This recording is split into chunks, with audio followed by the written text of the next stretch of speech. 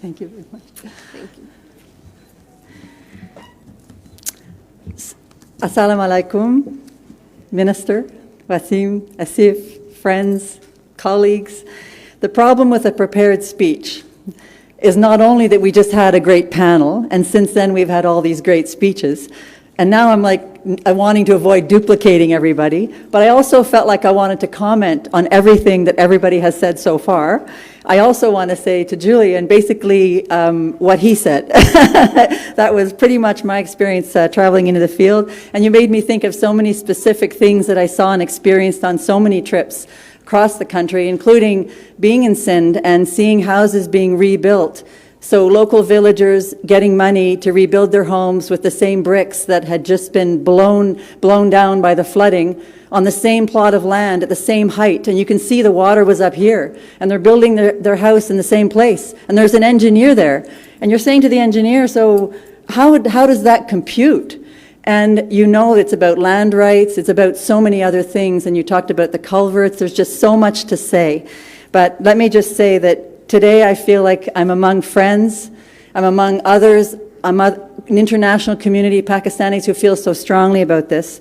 And to my friends from Islamic Relief, the Canadian friends from Islamic Relief were at my mother's house in June having ice cream before I came back to Pakistan after the ambassadors meeting, where I spoke on a panel about climate change, and I brought home lots of photos from what happened in Pakistan to say to my fellow ambassadors in Canada, this is what's happening in Pakistan, and also this is why it matters that we're here.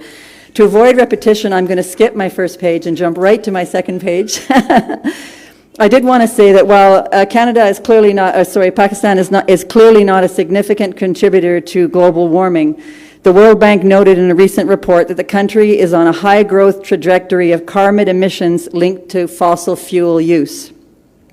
This is also a source of the country's chronic fiscal stress and worsening air pollution.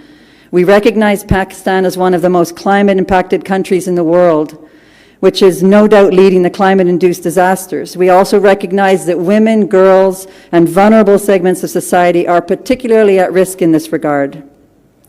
Disaster preparedness and resilience building is extremely important to avoid future shocks, and I know that I'm not telling you anything new, and I realize I'm repeating. Unfortunately, if I deviate too much from my remarks, I'm going to skip things I want to say. Earlier this year, along with a few of our humanitarian partners, including Islamic Relief, I had the opportunity to visit many of the flood-affected areas in Sindh, and I left with some key takeaways. The communities we visited expressed the need for continued food and non-food assistance, indicating that in many areas the relief phase was far from complete and humanitarian needs are still being unmet. As was already said by UNICEF, by others who have spoken, basic health conditions were poor and services almost non-existent. Poor nutrition leading to high rates of stunting in children, malaria, diarrhea, and skin infections were all very common in the communities we visited. The floods had clearly pushed communities deeper into poverty, and the short-term outlook remained bleak due to growing food insecurity, high inflation, and soaring food and fuel prices. And I'll say, entre parenthèses, that seeing some of the women in particular who are pulling out their Singer sewing machines in Sindh and once again making their beautiful quilts on little blankets in a space where there's no water, you can feel the industry and the desire and the capacity of the individuals in these communities who want to build back. And I just found it such an incredible thing to be visiting. The limited rebuilding activities, mainly housing, as has been mentioned, that had started, could not be termed as disaster resilient. Building back better did not seem to be the case, and there is very little evidence of community-driven or government-led disaster preparedness activities being promoted or implemented, leaving communities ill-prepared for the incoming monsoon season, which is already underway. Another important takeaway was that insecure land rights is a systematic barrier in providing sustainable shelter to the most vulnerable, especially those who are completely dependent on landowners. In that context, humanitarian actors need to play a role in challenging existing social structures as it greatly increases protection risks. People are reportedly reluctant to leave their flooded homes for temporary shelters due to fears of losing their homes forever. Every climate-induced disaster has a negative impact on the development gains earned through years of social development. Contingency planning for development projects, focusing on climate mitigation and adaptation, will go a long way in strengthening our response when the next disaster strikes. In addition, recurring disasters call for more innovative solutions as opposed to a more traditional approach to humanitarian and development assistance. And I can think of funding from the Aga Khan Rural Support Network to small communities to build solar-powered greenhouses, which not only are allowing for vegetables in the middle of winter, but it's also allowing farmers to gather seedlings that are much further advanced than they would normally be because this little greenhouse has allowed that to happen. Or in Dawn last week, there was an article about in Chitral where from funding from Aga Khan Rural Support Program, there was a small electrical plant built on a very big river. And the women were talking about the time savings, the cost savings, the effort savings, just to make a cup of tea. Like, it's incredible what small things can be done for not that much money on the local level.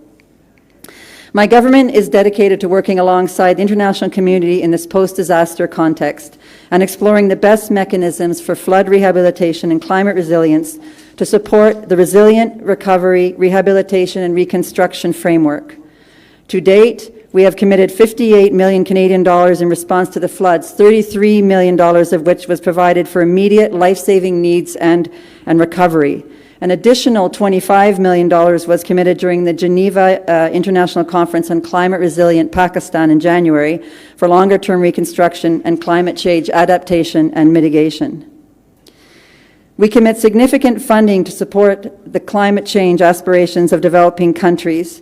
We recently announced a doubling of international climate finance commitment to $5.3 billion over 5 years from 2021 to 2026 to support developing countries' transition to low-carbon, climate-resilient, nature-positive, and inclusive sustainable development. This commitment dedicates 40% of funding to climate adaptation projects and a minimum of 20% to projects that leverage nature-based climate solutions and projects that contribute to biodiversity co-benefits. In line with our feminist international assistance policy, at least 80% of climate finance projects integrate gender equality considerations in recognition that women and girls are powerful agents of change. And that also struck me about a lot of the financing that was going into the communities. It was going to the women. And the women were also feeding the children and keeping the house and working. And these women, I must say, are incredibly impressive. To date, Canada has contributed $600 million to the Green Climate Fund and serves as one of the GCF board members. Last month, we announced that we're pledging $450 million toward the second replenishment of the GCF. This is an increase of 50% above our previous pledge. I'm very pleased to note that the GCF has approved 5 projects in Pakistan, totaling US dollars 197 million in value.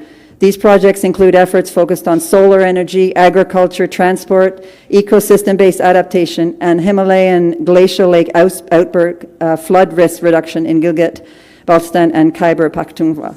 Since the inception of the Global Environment Facility, Canada has provided more than $1.2 billion in support for biodiversity protection, climate change response, and pollution reduction in developing countries, including in Pakistan. GEF projects in Pakistan focus on climate change adaptation and nature-based solutions, adoption of innovative technologies and management practices for GHG emissions reductions and carbon sequestration while integrating sustainable use of biodiversity and land management. I feel like so much of these numbers and these phrases aren't speaking through the heart, but they really are, because without the money, in the first instance, all these great ideas for implementing projects can't happen. And I can say earlier comments were made about, is it about the money or is it about the planning and delivery and the capability to do that? So there are a lot of different things in play. And it makes me think, being up north, looking at villagers collecting wood to burn, to warm their houses. They're pulling the trees off the side of the hill, which is causing landslides. Those are infrastructure problems that need to be addressed, because that puts roads out of play, it damages waterways, it just, speaking of culverts, and there are all kinds of secondary and tertiary things coming out of that. So I don't think I'll speak further, but I did want to congratulate the government of Pakistan, Minister Sherry Rehman and her ministry in particular, for approving Pakistan's National Adaptation Strategy, We hope that effective implementation of this plan will build resilience of the most vulnerable communities to future shocks. In line with our Feminist International Assistance Policy, the Climate Change Gender Action Plan is also an effective policy tool to protect women and other vulnerable groups from climate impacts. All the relevant stakeholders need to play their role in the implementation of these policies. I want to thank Islamic Relief, both here in Pakistan and in Canada, and obviously we have friends from Islamic Relief in the UK, from the mothership, as it were, for this event today. It's just been so interesting, and honestly, there's so much to talk about, so many conversations to have, but it's all about implementation and making things better. On that note, shukriya. Thank you for your attention.